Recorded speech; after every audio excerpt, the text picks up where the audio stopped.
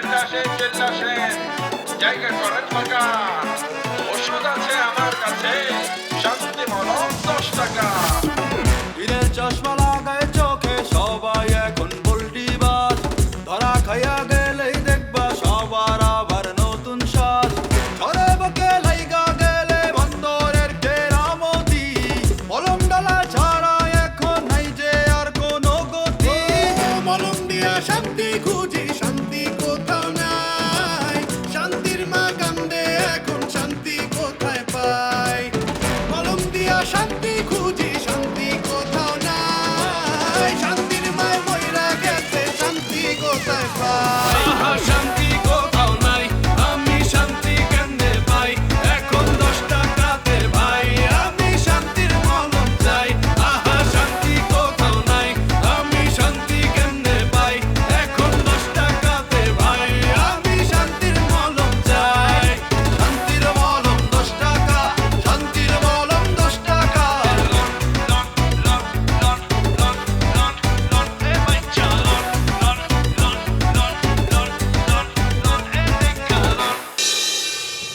সেদিকে না তাকিয়ে আপনি শুধু আপনার বিজনেস দেখলেন, আপনি শুধু আপনার টাকা পয়সাই দেখলেন। আপনার প্রিন্স মন্টু যে আপনার বুকে জায়গা করে নিয়েছে বছরের পর বছর ধরে অভিনয় করে, সেটা মন্টু, তোমার প্রত্যেকটা কথা সত্যি, কিন্তু এটাও ভাবতে হবে মানুষ শিল্পের ঊর্ধ্বে নয়। মানুষ বেঁচে থাকলে শিল্প হয়, শিল্প বেঁচে থাকলে মানুষ থাকে না। মিথ্যে দাদা, মিথ্যে মিথ্যে। সবার ঊর্ধ্বে টাকা, তার উপরে টাকা, তার উপরে টাকা। মানুষের জীবন, মানুষের আবেগ, কোনো কিছুই দাদা টাকার কাছে কিছুই নয়। বুঝছো ভাই, মনটাই খারাপ হয়ে গেছে গা। আরে কত আশা নিয়ে নিউ বাসন্তী অপারের যাত্রা শো দেখবার গেলাম। হ্যাঁ, আমগো কত চমৎকার প্ল্যান ছিল, এদিকে তলোয়ার, তারপরে মনে করো যে ওই যে পোশাক আশাক ট্রাং মাং। হ্যাঁ না, ওই যে কইতাছি যে শোয়ের কথা কইতাছি যে এই গন্ডগোল লাগে গেল না। হ, একটু তো খারাপ লাগতেছেই। এই প্রিন্স মন্টু এই শেষে আসনের কি দরকার ছিল? কত না এলেই হইতো, তাই না? একটু পরে আইলেই তো হইতো। হ্যাঁ, মানে এরকম যদি জানতাম যে হালা আইব, মানে প্রয়োজন হলে অ্যাটলিস্ট তোমার জন্য এই যে মানে শোটা দেখার জন্য আমি ওই যে মন্টু হালারে মলম লাগাইয়া মানে হ্যাঁ কি কও? কি জানি কইছি ও না না মলম না, মানে কইতাছি যে মন্টুর আমি জেমতে হোক মানে কোনো জায়গায় আটকে রাখতাম যাতে ও আলা আইবার না পারে, আমাকে গোলামে যাতে শোটা করতে পারে, অ্যাটলিস্ট আমার বেআইনির জন্য আর কি। মন্টু ওই যে প্রিন্স মন্টু দোষ দিয়া কি লাভ? এটা তো তার অধিকার, সে তো হিরো। হ্যাঁ। তার মতো একজন হিরো আর ওই যে প্রিন্সেস রোকসানা, মানে হইছে কি বিয়ায় আমি আমার যে স্বপ্নের মতো লাগতেছে। তো তুমি থাকো না, যেহেতু তোমার ভাই দেশে নাই, তুমি থাকো না, আমি ফাইনালি দেখতে পারলাম। ও যাবে পারছো ঠিকই, কিন্তু মেলা ওই যে মানে মাগার শোটা পুরোটা তো আর আমরা কেউ দেখবার পারলাম না, এটা ঝামেলা হয়ে গেল। এটুকুই হয়েছে, দেখছি তো, খারাপও কিন্তু হয় নাই, সবকিছু মিলে বুঝছো। তয় বিয়ায় একটা কথা, এই যে আমগো গোলাম, এটা যে আমগো গোলাম, এটা তো আমরা চিনতেই পারি নাই। ওই যে এত ভালো অভিনয় জানে, এটা কি আমরা কোনোদিন ভাবতে পারছি, কল্পনা করতে পারছি? হ্যাঁ, নাচটা ভালোই দিছে, তোলার ফাইটটা আর একটু জমলে ভালোই তো, তো খারাপ না, মানে নতুন হিসাবে খারাপ না, বুঝছো। মানে আমি তো মন্টু মিয়ার অ্যাবসেন্সে যে অডিশনটা হয়েছে না, ওইখানে যদি যাইতে পারতাম, তাহলে কইও না, মানে কপালটা খারাপ আর কি। হ্যাঁ, আর কইও না, ওই টাইমটা মিলাইতে পারলাম না, একটু লেট হয়ে গেছে গা, নাহলে তো ওই যে গোলাম যেটা করছে ওইটা আমিই করতাম। আমি কম আছি নাকি? আরে সেটাই তো, যাওয়ার হইছে, সামনে দেখো সুযোগ আরো আইবো, এত চিন্তার কিছু নাই। হবে মনে করো যে বয়স একটু বাড়ছে, বছর তিনেক আগে হইলে আমার দেখতে এরকম আমার ঝাঁকড়া চুলা ছিল, এরকম সিনা টিনা সবকিছু মিলে, এখন তো মনে করো চুল টুল একটু পড়ে গেছে গা। তো একটা কথা চিন্তা করতেছি কিন্তু বিয়ায়, আচ্ছা যে প্রিন্স মন্টু, তো এই প্রিন্স এই হিরোরে চুরি করলো কেডা, মানে হিরোরে আটকায় রাখলো কেডা? কার এত সাহস আমগো এই গ্রামে, আশেপাশের গ্রামে? কে হইতে পারে কত তারে এমনি বাইন্দা রাখছে? ও আমি ওটা চিন্তা করতেছি হালার এই কামটা করলো কেডা, এটা করলো তো আমরাই মনে করে করতে হ্যাঁ না। ওই যে কইতাছি যে এই কামটা করলো কেডা, মানে কি ধান্দা ছিল আমি বুঝতে পারতেছি না, ওরা খামাখা আটকে রেখা। আমিও সেটাই ভাবতেছি। তয় আমার কিন্তু আরো একটা বিষয় নিয়ে চিন্তা হইতেছে। কোনটা? আমি ভাবতেছি এখন আমার বিয়াই যে এরকম সুন্দর, আমার সুন্দর বিয়াই রে কে জানে কবে চুরি করে ফেলায় আর কি। আরে বেন তুমি কি কথা শুনেলা, আমার মনটা একদম কি কমবো একেবারে মিঠা হইয়া গেছে গা, বুঝছো?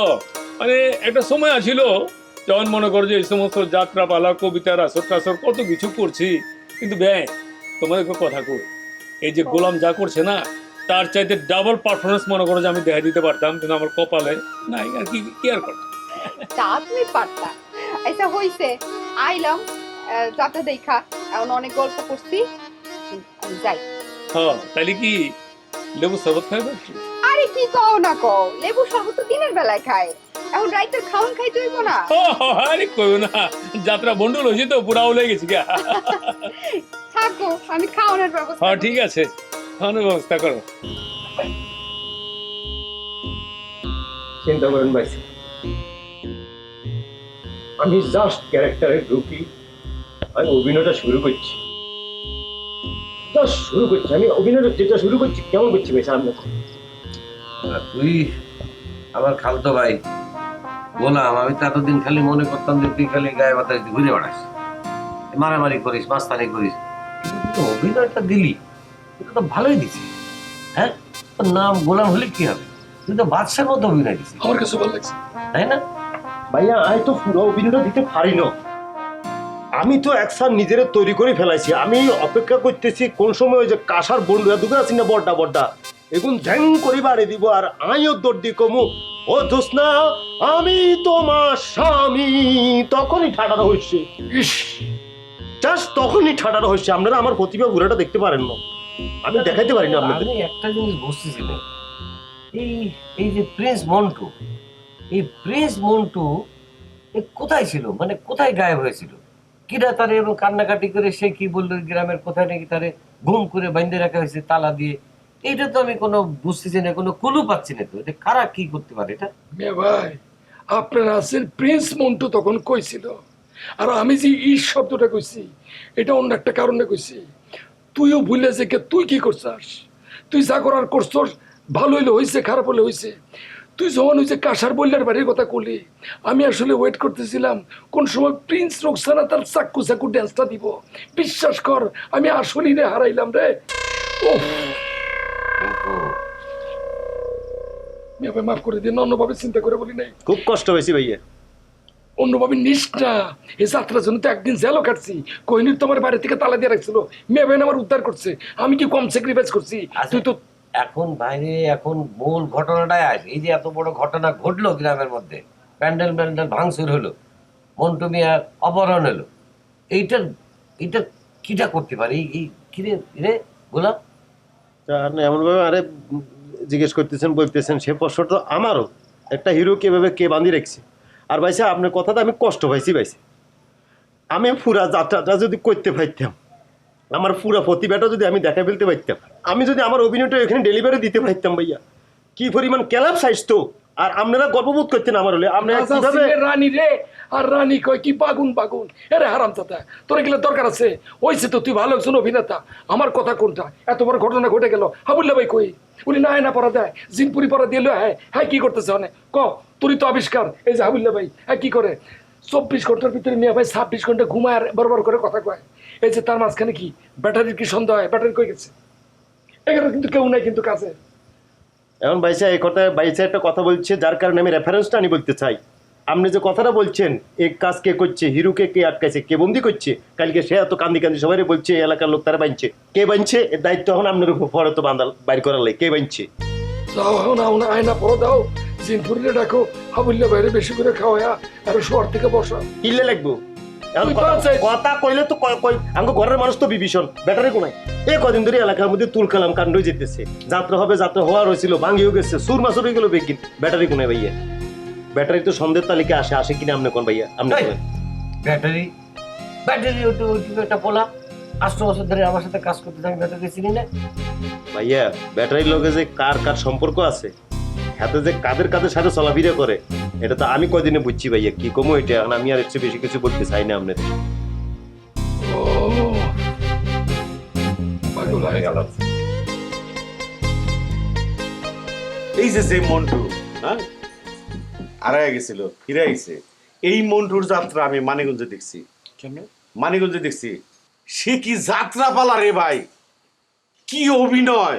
কান্দনের একটা দৃশ্যের মধ্যে এই মন্টু, এই নায়ক এমন কান্দা শুরু করলো, আমার চোখ দুইয়া গড়িয়ে টপ টপ করে পানি। আমি ডাইনে বায়ে দেখলাম, যা আছে সব কান্দাছে। আমার পাশে বয়স্ক এক মহিলা ছিল, এই মহিলা এনে এনে থুতনা রেখে মাথা রেখে কানলো। আমার এই জায়গাটুকু ভিজা গেল, কেমন হলো রাজানি মগ দিয়ে পানি ঢেলে দিছে। তাহলে কি লোক, তুই চিন্তা কর। এই সুনামধন্য নায়কের কেরা উঠিয়ে নিল, কেরা গুম করলো, আমার মাথাই ধরতেছে না, আমার মাথা কেরা বেড়া হয়ে যাবে। আমারও তো সে একই কথা। চেয়ারম্যান সাহেব, আমি নিশ্চয় দেখছি যখন প্রিন্স মন্টু আইলো, কি নাগরা জোতা, পায়জামা সুন্দর, উপরে একটা সেন্টু গেঞ্জি, আর গ্রামের মিনিস্ট্রি দ্বারাই কইতেছে এই গ্রামে আমি আইলাম, এই গ্রামের মানুষ আমার গুম করছে, কত বড়ই এই একটা হাউকেও লাগলো না। আর দেখলাম হাউকের মধ্যে ফার্স্টে প্রথম জুতাটাই মারি বসি। কত বড় বেমান চিন্তা করছো, তোরে এত করে বোঝায় থয়ে গেলাম আমরা, তুই বাইটার বাড়াই তাই খবরদার বললো কিন্তু যাত্রায় যাইস না, বাড়িতে তালা মাইরা শুয়ে থাকবি। আর ও বললো আপনারা যেখানে যাবেন না, হ্যাঁ আমি যাবো কে? হ্যাঁ, ও আমাকে ওভারটেক করে যাত্রা দেখবার গেছে। ভাইজান, কিছু মানুষের সঙ্গে 3 বেলা ভাত দিতে নাই, 3 বেলা মায়েরও দিতে হবে। মায়েরটা দিলে, ভালোটা যদি টাইম মতো মাইর দেওয়া যায়, তাহলে মরি বাসা কিন্তু সোজা হয়ে যাবে। এই মনটা হলো সেই মান। আপনি আগে বুঝতাম না যে কেন মারতেন, এখন বুঝতেছি আপনি ঠিকই মলিবাসকে বাঁকা মলিবাসে সুদা করে না।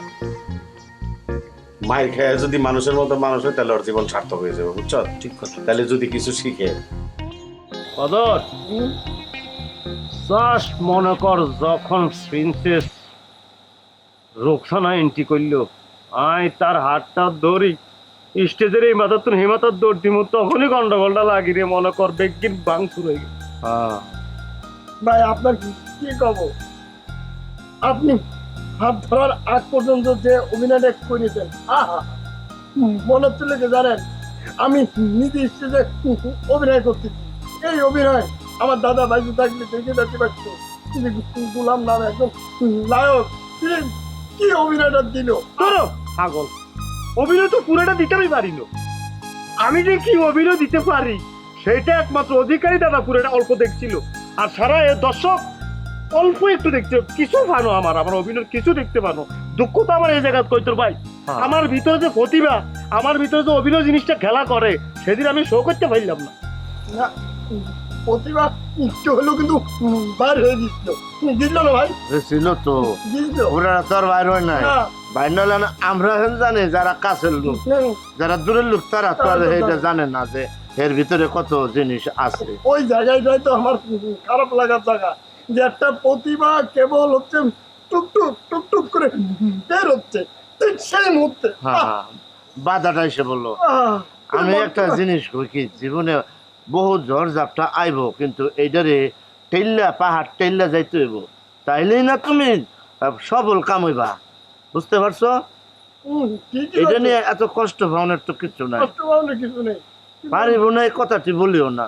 আমি যদি গুনাহ করে টের হইতাম যে ওহেনে প্রিন্স মন্টু নিয়ে আইতাছে, আমার জীবন থাকতো আর যাইতো, হেরে আমি বাধা দিতামই, হেরে আমি লাচ্ছিয়া গুতায় আমি তারে অন্য জায়গায় পাঠাইতাম।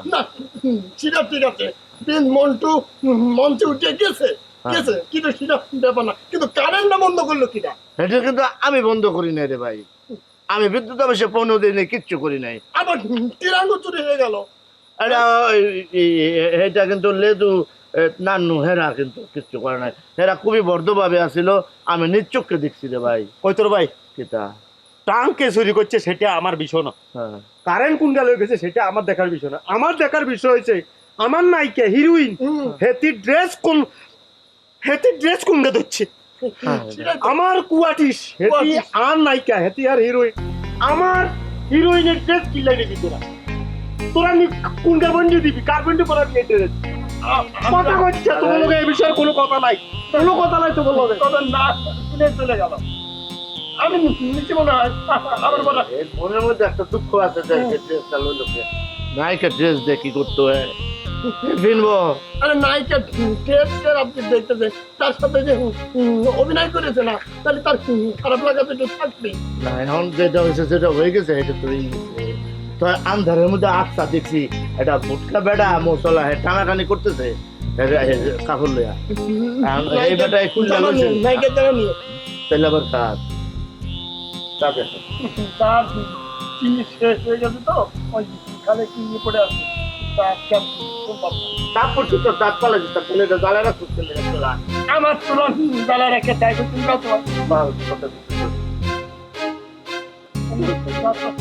ধোয়ানি গেলে ধোয়ানি রাখতাম না তো আবার কোনোদিন যদি আমার চার দোকানে আছে তোর নিজের ছুটে দেবো আমি তাকে আমার ব্যাংক খেলার চলে গেল একজনের হচ্ছে নায়িকার জামা কাপড় হারা যাচ্ছে আর একজনের যে আমার ব্যাংক চালাচ্ছে